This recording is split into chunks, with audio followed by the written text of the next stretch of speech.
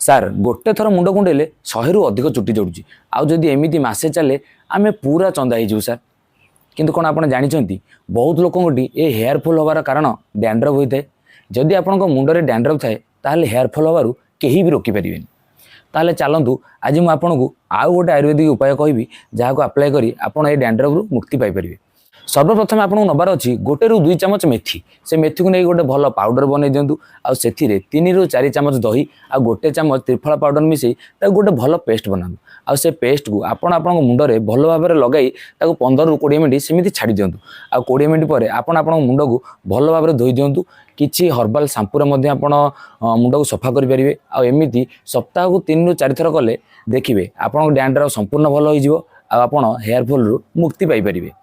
ଆଉ ଏମିତି helpful help tips ପାଇଁ ଆମ ଚ୍ୟାନେଲକୁ ନିଶ୍ଚୟ ଫଲୋ କରନ୍ତୁ। ଆଉ ଯଦି ଆପଣଙ୍କର କିଛି ବି ପ୍ରୋବ୍ଲେମ୍ ଥାଏ କି କିଛି ବି ଡାଉଟ୍ ଥାଏ ତାହେଲେ ଆମକୁ ନିଶ୍ଚୟ DM କରନ୍ତୁ।